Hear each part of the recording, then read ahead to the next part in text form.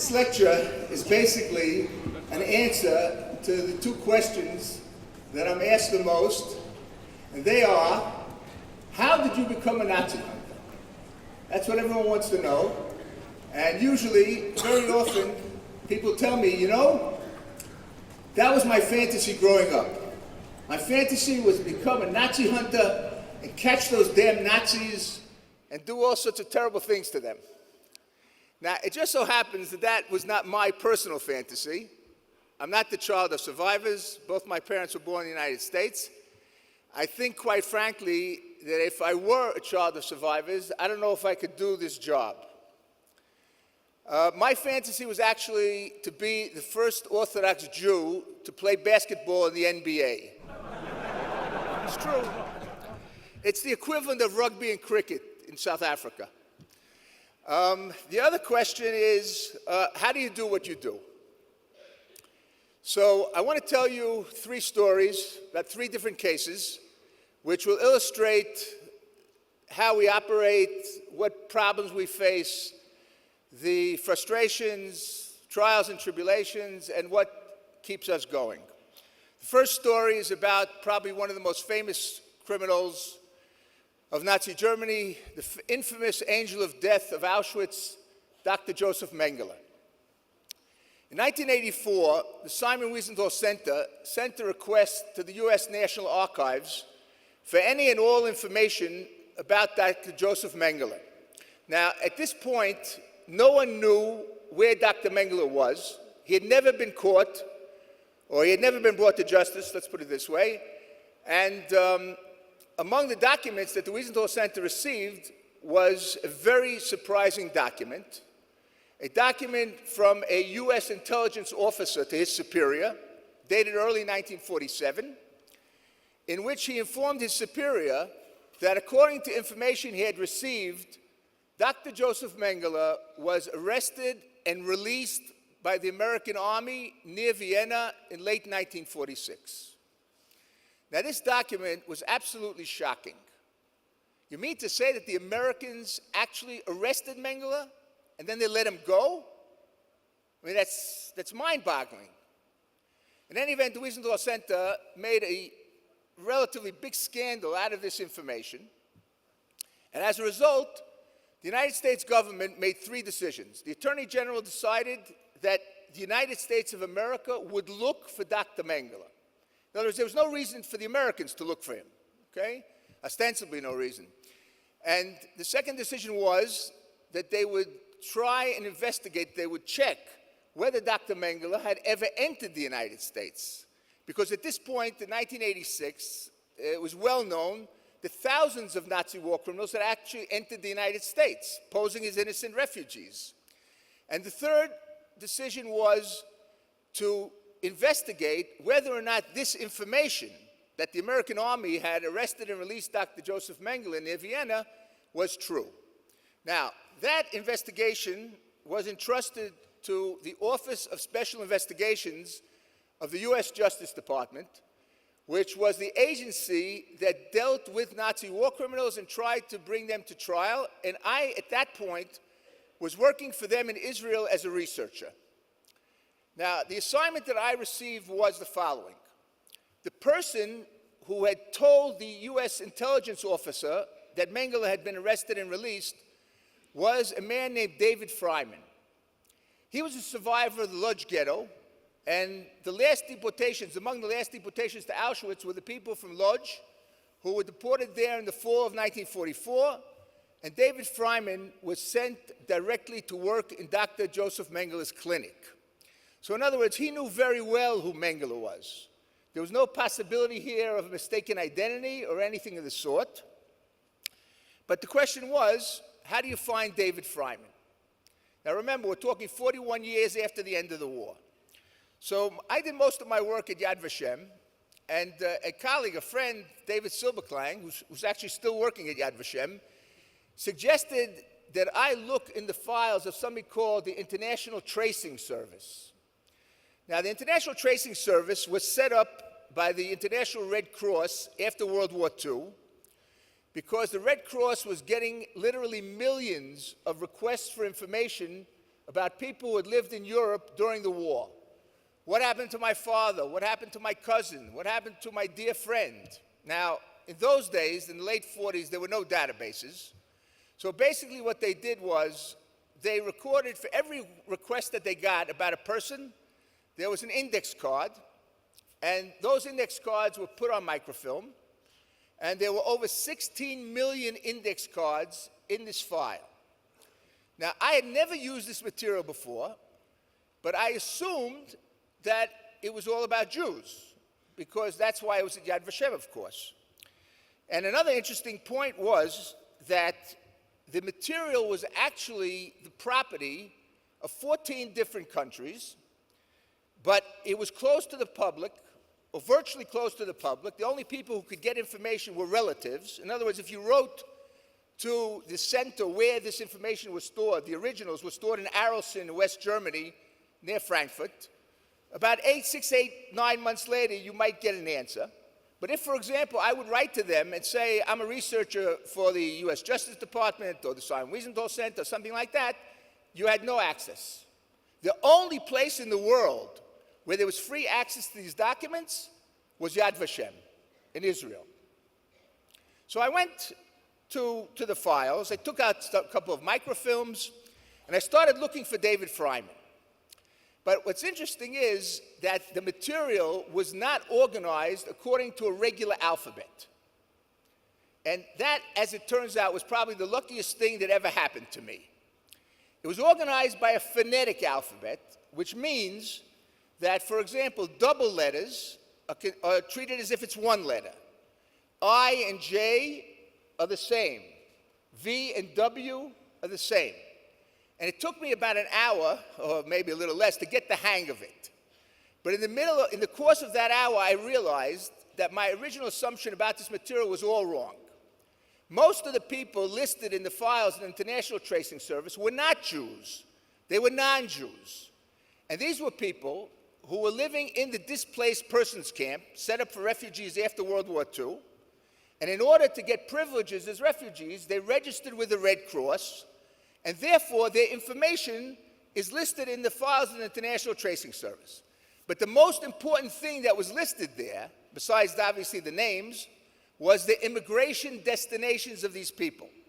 Now, I knew from my research that the Nazi war criminals who had come to the United States, Canada, Australia, Great Britain, New Zealand, had all been displaced persons. They had all registered as refugees. And here, in a matter of seconds, I could find their immigration destinations. Went to America on this boat, on this date. Those who went to the United States, there was even a first address where they arrived. Now, it was obvious that this was a gold mine. Now, there was no indication on the cards themselves that these people were Nazi war criminals. But I had other sources, and just to make sure I wasn't losing my mind, I made an experiment. I took the names of 49 Lithuanian and Latvian Nazi war criminals, and I went looking for them. In a matter of seconds, I found 16 of them. 10 went to the United States, 3 to Canada, 2 to Australia, 1 remained in Germany. In other words, in a matter of seconds, we could now find where the Nazi war criminals emigrated to. Now, obviously, we were at a disadvantage here, because this took place in 1986, 41 years after the end of the Shoah. But b'chol zot, I mean, it's clear that many of these people are still alive. Now, at this point in time, the US government, as I explained, had a special office to prosecute Nazi war criminals. But Canada was investigating and had not yet made a decision what to do. Australia was investigating and had still not decided whether to take legal action or not. Great Britain didn't even know that they had a problem, and the same was true for New Zealand. Now, I couldn't do anything about these other countries while I was working for the Americans. So I decided to resign from the Office of Special Investigations, and I went to Rabbi Haya, the founder, the dean of the Wiesenthal Center, and I said to him, listen, we have here a golden opportunity to convince the other Anglo-Saxon countries that they have to decide to prosecute. They can't ignore the problem. And the best way to do this is to start sending them the names of all the suspects who emigrated to their country. And we'll prove to them that the problem is so serious that they can't possibly ignore it. And in return, what I want you to do is to open an office in Jerusalem of the Simon Wiesenthal Center, which at this point didn't have such an office, and I'll start finding all the names and all the suspects. And that's exactly what happened. And we started out churning out these lists. The first list was 40 names for Australia of Lithuanians and Latvians. Then there was a list to Great Britain, the first list ever of Nazi war criminals submitted to the British. That opened up the whole issue there. And this was followed by many, many lists. And the good news is that thanks to these lists and other factors, okay, Canada in 1987, Australia in 1989, Great Britain in 1991, all passed special legislation to allow for the criminal prosecution of Nazi war criminals in these countries. The only country which chose not to take legal action after they investigated in the wake of the names that we sent them was New Zealand. And that's a very, very important milestone. In other words, these countries are basically saying, we understand and we recognize that the crimes of the Shoah are so terrible that we cannot possibly ignore those perpetrators who came to our countries posing as innocent refugees. Now, I'm sure you're all wondering what happened with the case of Joseph Mengele. Well, once the Americans started looking for him, the Germans joined the search, Israel joined the search, and lo and behold, the Germans carried out a search in the offices of Hans Seidelmeyer, who was the attorney of the Mengele family, and they discovered copious correspondence between Joseph Mengele and his family, and it turns out that Joseph Mengele died of a heart attack swimming in the Atlantic Ocean in 1979. Now, think for a minute what would have happened had that search in Hans Seidelmeyer's office taken place not in 1986, but rather in 1976 or 1966. Imagine what an important trial it would have been if Joseph Mengele had been brought to justice, the symbol of the Nazis' perversion of science, the symbol of the terrible use of medicine, and the crimes that he committed. There's no question in my mind that it would have been one of the most important trials ever of a Nazi war criminal. So why wasn't this done? The answer is simple, I'm afraid.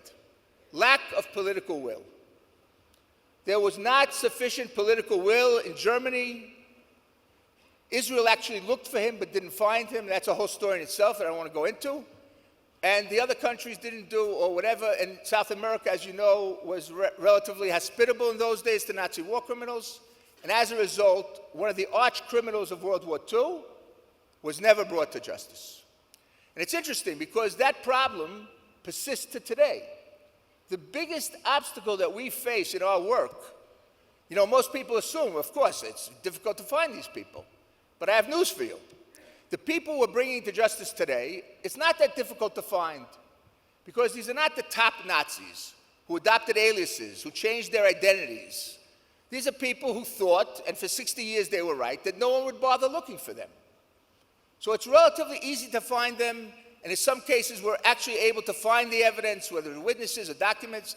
The problem is that most countries do not want to bring Nazi war criminals to justice because they know that all they have to do is wait it out.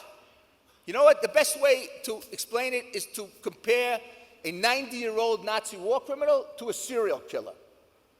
Let's assume a serial killer is on the loose in Joburg or in Cape Town, Durban, Port Elizabeth, or whatever. I think it's fair to assume that the police will make a serious effort to find this person, capture him, and put him away. Why? Because it's a likelihood that this person will murder again. And obviously the police have a responsibility to protect society from such terrible people. But what are the chances of a 90-year-old Nazi war criminal murdering someone? Zero. It's never happened, and I can't imagine it would ever happen. So in other words, these countries understand that all you have to do is wait it out. Of course, you'll never hear a prime minister or a justice minister get up and give a speech in which they say, we don't give a damn about Nazi war criminals. You'll never hear that speech.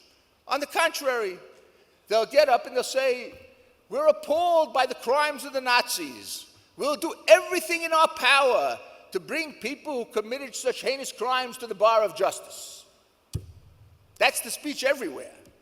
But the reality, there's 1,000,001 ways to make sure it doesn't happen. And they'll be spared the embarrassment, they'll be spared the expense, they'll be spared what we call the balagan all around it. All they have to do is ignore nudniks like me. So this is a very important thing that I want to get across to you in terms of the obstacles that we face. I want to go to the second story. The highest-ranking Nazi war criminal that I had the privilege to help bring to justice was the last living concentration camp commander, a man by the name of Dinko Šakić, who was the commandant of one of the most horrific concentration camps in Europe, a camp called Jasenovac, where at least 100,000 people were murdered. And the number is actually probably much higher. I don't know how many of you know the history of Yugoslavia during World War II, but after the Nazis occupied the country, they cut it up into different pieces, and one of the pieces created was a country called the Independent State of Croatia, which included what is today Croatia, plus most of Bosnia-Herzegovina. And this country, this satellite state, was turned over to a fascist movement called the Ustasha. The Ustasha were notoriously anti-Serb, anti-Semitic, anti-Gypsy, and there were quite a few Serbs, Jews, and Gypsies living in that country when they took control. So from the very outset, their objective was to get rid of these people, and they set up a whole series of concentration camps all over the country, the largest of which was Jasenovac. In Jasenovac, there were no gas chambers. There were no gas vans. It can't be classified as a death camp, but the horrors of that camp were notorious. It was actually nicknamed the Auschwitz of the Balkans. At least 100,000 people, and the people were murdered in ways which I can't even describe to you because I'm afraid you'll start puking here. Really horrible, horrible tortures invented by the cruel guards, the Ustasha. In any event, like quite a few other Nazi war criminals, a lot of the leading Ustasha were able to escape to Argentina after the war because one of the people running the escape network that we sometimes refer to as the rat lines, which helped very important Nazis like Mengele, like Eichmann, like Franz Steingl, the commandant of Treblinka, escape either to the Middle East or South America, was a Croatian priest, an Ustasha, named Dragonovic. So the head of state of Croatia and Dinko Šakić were among those who ran away to Argentina. And many years later, we found him living in a place called Santa Teresita. And what we did was we sent an Argentinian journalist named Jorge Camarasa, together with a crew of Argentinian television, to expose Dinko Šakić. And he goes to Dinko Šakić's house, knocks on the door. Šakić comes to the door. Are you Dinko Šakić? Yes. You were the commander of Jasenovac? Yes. I want to stop there for a second. Usually, when Nazi war criminals are exposed or facing possible justice, there's two responses. One is, it's a case of mistaken identity. It's not me, someone else. Or, it's me, but I didn't do it. Not Dinko Šakić. Are you Dinko Šakić? Yes. You were the commandant of Jasenovac? Yes. Anyway, Camarasa says to him, listen, I have a few questions to ask you. Can I come in? Yeah, no problem. They sit in Šakić's living room. Camarasa says to him, you were the commandant of Jasenovac, one of the most notorious concentration camps. What do you have to say for yourself? What's the problem? Šakić responds. Jasenovac was a penal colony, like a jail, and every country has penal colonies. And every person who was there deserved to be there. So Camarasa says to him, listen, before I came here, I met with survivors of Jasenovac, and they told me about the executions, the tortures, the horrible things. Shakich stops him. You don't understand. The problem with Jasenovac was they didn't let us finish the job. Now, when did Shakich say this? He didn't say this in 1945, right after Jasenovac was closed in April. He said this more than 50 years later. He had plenty of time to think about it. Nothing had changed. Now, we had a big dilemma what to do with him. Where should we send him to trial? There were about 6 different countries which, in theory, could have put him on trial. But the question that we asked ourselves was, where do they need the lesson of Jasenovac? If we were thinking only about the result, we would have sent him to Serbia, because the majority of the people killed in Jasenovac were Serbs. And I assure you that within 5 minutes after his conviction in Belgrade, he would have been hanging from the highest tree in the city. But that wasn't what we were looking for. We wanted this trial to serve as an important educational lesson, and the people who needed that lesson were Croatia, because so many people in Croatia, to this day, and certainly then, think that people like Shakich are heroes. They know how to deal with Croatia's enemies, the Serbs, the Jews, the Gypsies, even the anti-fascist Croatians. Just to give you a little idea of the atmosphere, after Shakich was extradited, he's in jail awaiting trial. I was in Zagreb, and it's the summer of '98. The World Cup is taking place.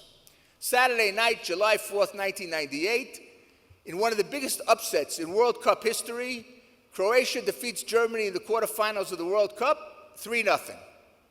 And Croatia, Zagreb, is in delirium.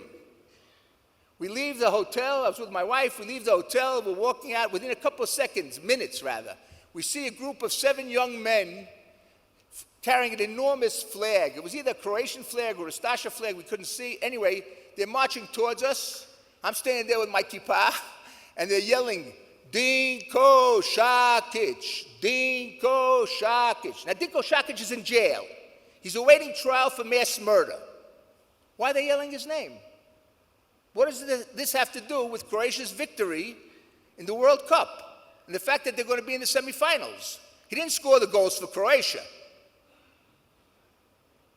Very simple. As I explained, for many of these people, Dinko Šakić is a hero because of his cruelty towards what they perceive to be the enemies of Croatia, whether it's Serbs, Jews, Gypsies, anti-fascist Croatians. In any event, the good news is that Dinko Šakić was put on trial in Zagreb. The Croatians did a great job in conducting the trial. There was tremendous publicity. The witness testimony was heard in the Croatian language before Croatian judges, and he was convicted and sentenced to the maximum sentence. I just want to give you 2 little scenes. One from the trial, the most dramatic testimony in my estimation, and something that happened after the trial. A 15-year-old boy named Jakov Finci was taken from his home in Sarajevo together with other Jewish lads, same age, taken to Jasenovac in '42. A few days after they come to the camp, the guards take them. They're given the following assignment.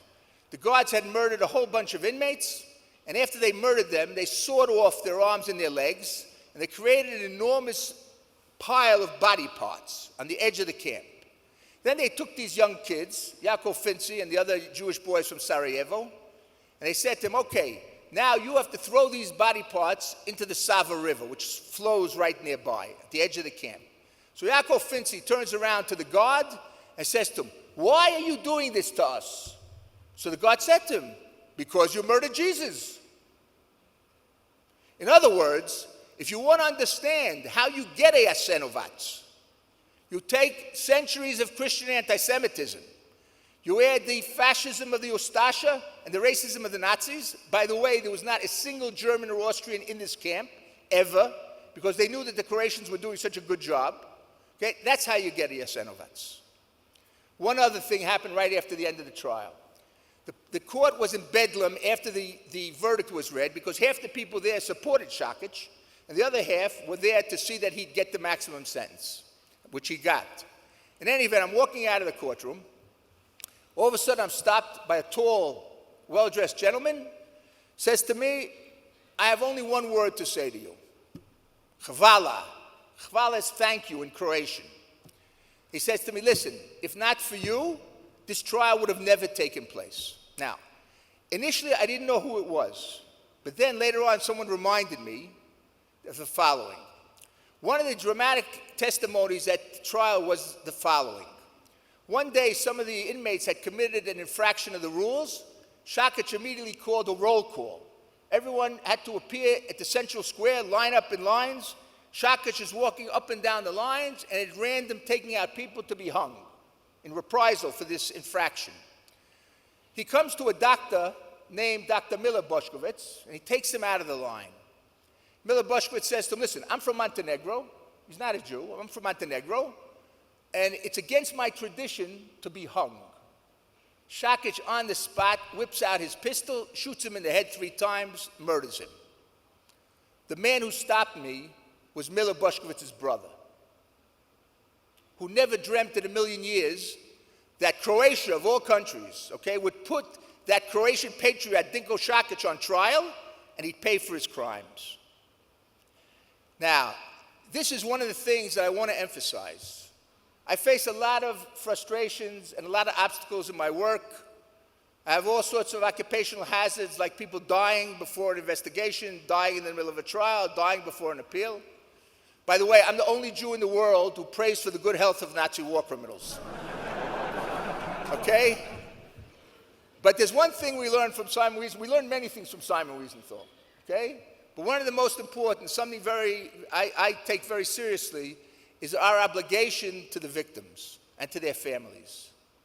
Our obligation is to do whatever we can to maximize justice, to bring as many as possible the people who turned innocent men, women, and children into victims just because they were classified as enemies of the Reich. So when the brother of Miller Boshkovitz stops me and expresses his gratitude, that for me means everything. And that also gives me the strength to continue. Final story. Very often people want to know the mechanics, you know? How do you do it? How do you get the information? So one thing is we have Operation Last Chance. We offer financial rewards for information that helps bring Nazis to justice.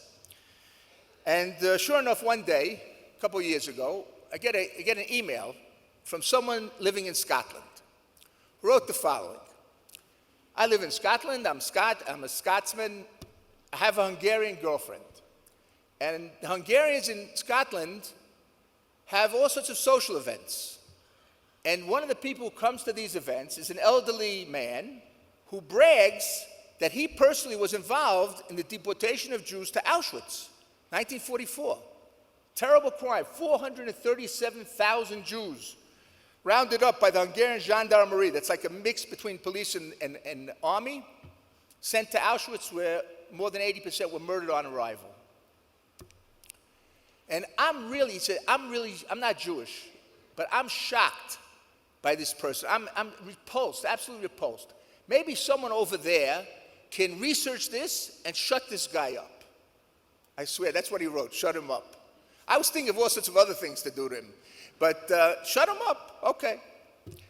1 second, he said his name was Stephen Brandon. Okay, so right away I wrote to him, and I think it was the next day, and I said, listen, first of all, thank you very much. Thanks for taking the trouble. Thanks for informing us. But I have to tell you that Stephen Brandon is not a Hungarian name. And if we don't know his Hungarian name, it'll be impossible to research the case and try and find, almost impossible to find witnesses, etc. Right away he wrote me back, you're 100% right. His real name is István Bojdosó. Okay? That's a Hungarian name. Okay? Do you know where he was active? Do you know where he was in 1944? He doesn't know. Okay. Anyway, so I went to Yad Vashem, and I'm working with Dr. Gabriel Barshaked, a Hungarian researcher, very knowledgeable about Hungary, and the gendarmerie. We're looking, it made sense, by the way, because it was the gendarmerie that rounded up the Jews, and it turns out, I forgot to say that the informant in Scotland told us that he knew that Bojdosó had been a master sergeant in the gendarmerie, so it all makes sense, it fits, okay? We started looking, or Dr. Barshaked started looking in all the documents about the gendarmerie. Couldn't find anything about it, István Bojdosó. A couple months later, a Scottish journalist from the Glasgow Herald comes to Jerusalem to interview me for a cover story on Nazi hunters for the Glasgow Herald magazine, Sunday magazine.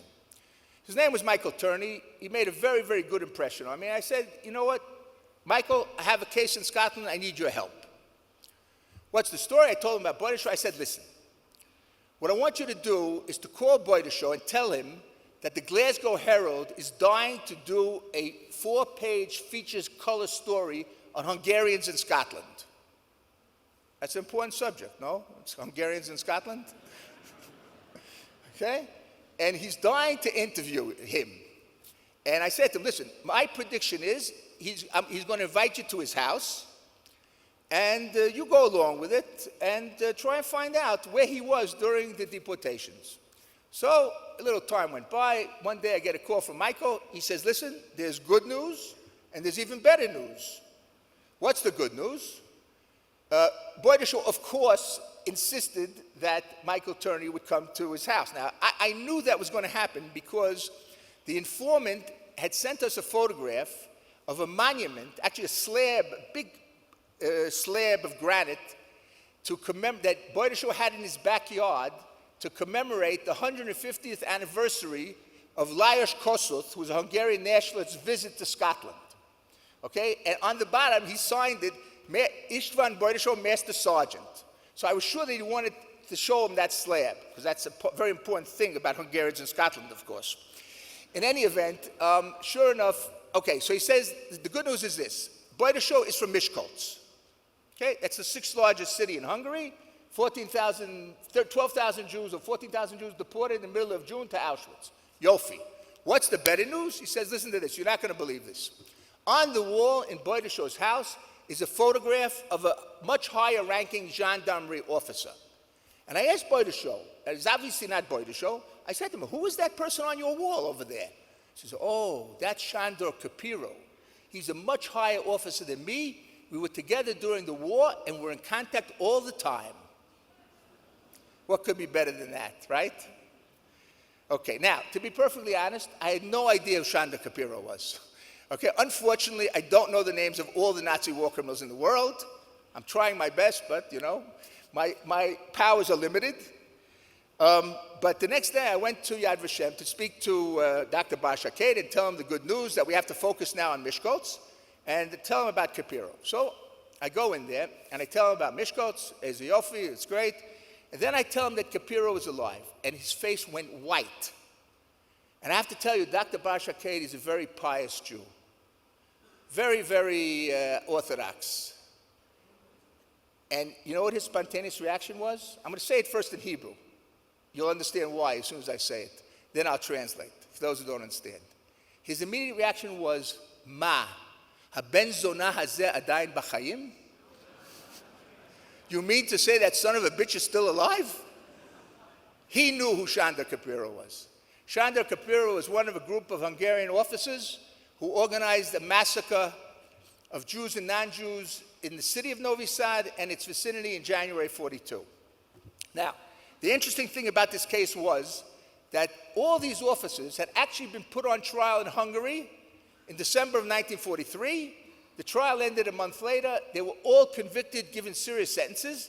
But before the sentences could be implemented, the Nazis invaded Hungary. They put pressure on the Hungarian authorities to cancel the convictions, and all these men were sent back to service. After the war, Capiro disappeared. Now, there was one thing missing from the information from Michael Turney, and that was, where is Capiro? Okay, he didn't know where. In other words, he didn't get that information. So I called him up and said, listen, Michael, you have to call Boydeshaw. Tell him what an incredible interview he gave. Something that's really unusual. And the Glasgow Herald is so excited about this feature that they're going to do on the Hungarians in Scotland.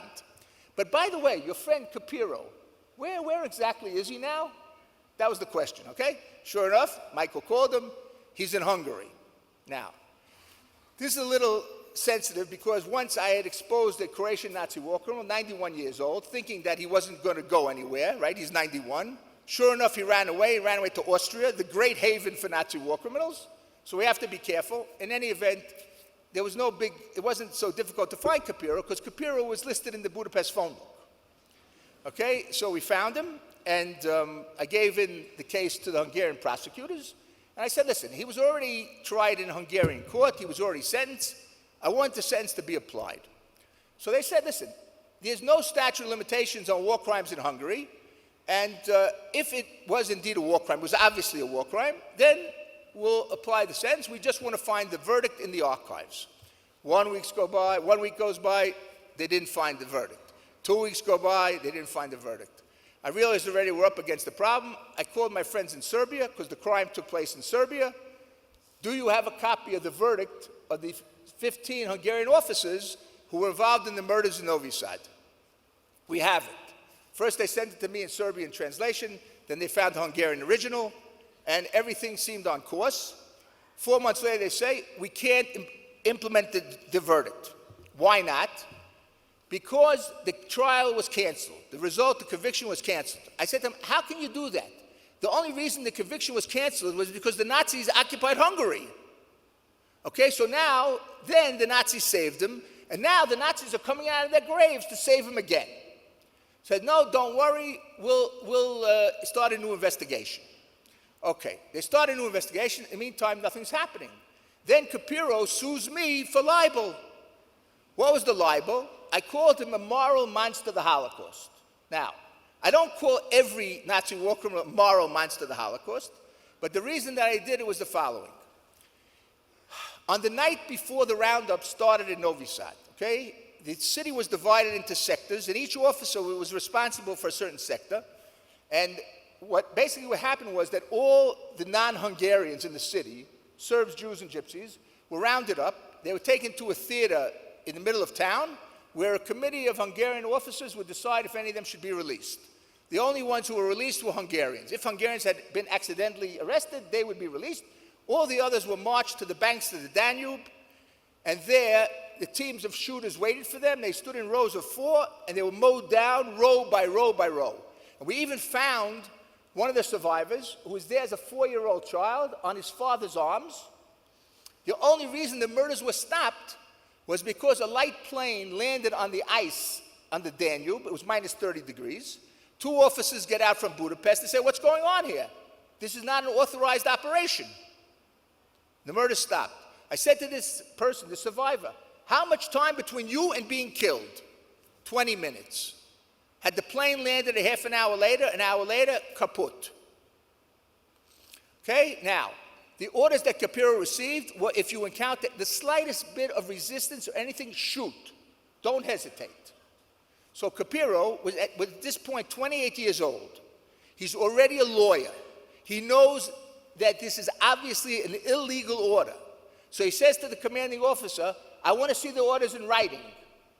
So the officer says to him, orders like this are only transmitted verbally, not in writing. So what does Sandor Capiro do? He knows the order is illegal. He knows that legally he should not do it. He does it anyway. He's smart, he's intelligent, he's educated, he commits the crime anyway. That makes him a moral monster of the Holocaust. The problem with this thing was that this libel trial was a criminal trial. In other words, if I lose, it's 2 years of goulash in a Budapest jail. And I don't like goulash. In any event, at that point, when I had to decide whether or not to appear at the court, Capiro had still not been charged. I figured this is probably the only way that a court will ever hear the evidence against him. So I went to the court. The good news is that I was acquitted, but Capiro was subsequently put on trial when Hungary became the rotating president of the EU. And the first thing that the judge said was that he's throwing out all the evidence from the trial of 1944. And it was from the trial of 1944 that we knew everything. We knew that 6 people had been murdered by Capiro's men in the roundups. We knew that Capiro had sent a whole truckload of people, not to the theater to where they'd go before the committee, but to the Danube to be murdered. So in other words, we didn't stand a chance. And the judge, in his ruling, ultimately said, Capiro is not innocent, but the prosecution didn't prove his guilt. So he was acquitted, and the government appealed. But unfortunately, before that appeal could be heard, Capiro died. But I want to tell you one thing, and this is my consolation. When I heard the verdict, I was devastated.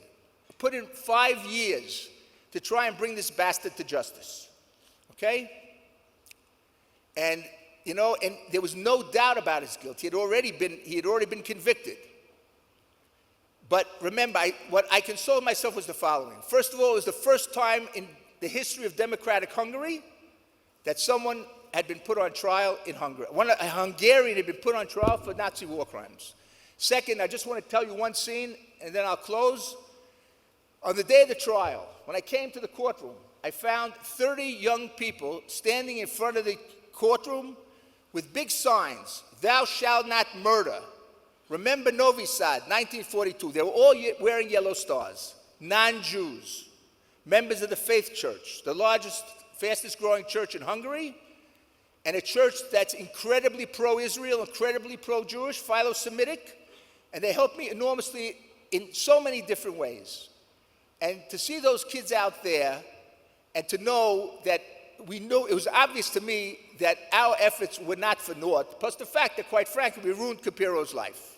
I think the best way to conclude my comment is to tell you a short story about Simon Wiesenthal. Simon, as many of you might know, was an architect before the war, but he didn't return to his job as an architect and devoted his life to trying to bring Nazis to justice. And he was often asked, you could have had a brilliant career working as an architect. Europe was in ruins. There was so much building going on. He said like this: "I'm not a particularly religious Jew, but I believe in Olam Haba. I believe in the world to come, and I believe that when the survivors of the Holocaust pass away, they'll meet the victims of the Holocaust. And the first question that the victims will ask the survivors will be, 'Nu, you were the lucky ones. You survived. What did you do with your lives?' To which Simon Wiesenthal said, 'I, Simon Wiesenthal, will say, I did not forget you.'" Thank you very much.